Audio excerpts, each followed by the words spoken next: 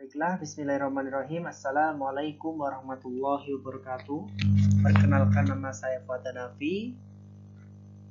Di sini pada topik 1 ruang kolaborasi mata kuliah pembelajaran berdiferensiasi, saya akan mempresentasikan hasil diskusi kelompok mengenai 4 hal di dalam pembelajaran berdiferensiasi pada topik ruang kolaborasi.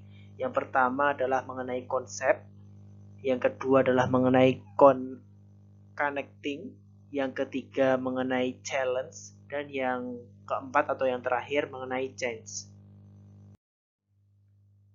Mengenai konsep, di sini ada pertanyaan mengenai konsep atau hal baru apa yang Anda pelajari dari video. Sebelumnya kami sudah menyimak video yang ada di dalam YouTube pada tautan di ruang kolaborasi topik 1 di dalam mata kuliah pembelajaran berdiferensiasi. Nah, dari video tersebut kami menemukan bahwa konsep pembelajaran sosial emosional atau pembelajaran sosial emosional ini berupa kemampuan mengolah diri dengan daya lenting atau resiliensi. Dari konsep ini kami berpendapat bahwa pembelajaran sosial emosional ini bermanfaat untuk kita nantinya sebagai calon guru mengetahui pemahaman terkait sosial emosional peserta didik. Jadi seorang calon guru itu tidak hanya bertugas atau sebagai mengajar, tetapi juga sebagai fasilitator di dalam mengetahui sosial emosional yang ada pada peserta didik. Yang kedua adalah pembelajaran dikaitkan dengan konsep pembelajaran sosial emosional dan kearifan lokal.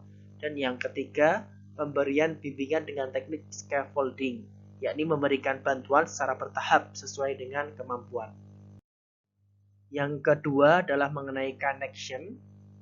Pertanyaan pada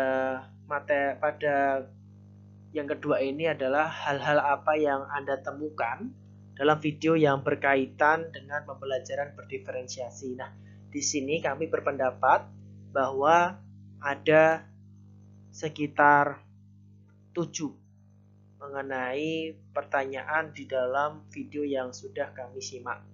Yang pertama adalah memberikan perhatian dengan melakukan presensi. Yang kedua adalah menyampaikan topik dan tujuan pembelajaran.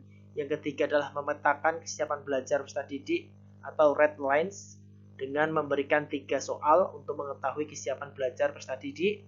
Yang keempat adalah melakukan ice breaking.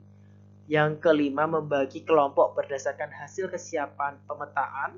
Yang keenam adalah memberikan tugas berbeda pada setiap kelompok, yang dimana hal ini termasuk diferensiasi materi sesuai dengan tingkat kesiapan belajar peserta didik. Dan yang terakhir atau yang ketujuh adalah mengaitkan konten pembelajaran dengan pembelajaran sosial emosional dan kearifan lokal di dalam pembelajaran bahasa Indonesia tentunya.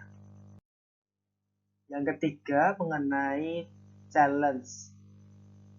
Di dalam challenge ini pertanyaannya adalah konsep atau hal baru apa yang belum bisa Anda terima atau masih menjadi tantangan. Nah, di sini mengenai konsep hal baru yang belum bisa saya terima atau menjadi tantangan adalah pemetaan kesiapan belajar peserta didik yang berbeda, sehingga harus menyiapkan materi dan tingkatan soal yang berbeda juga sesuai dengan tingkat kesiapan peserta didik.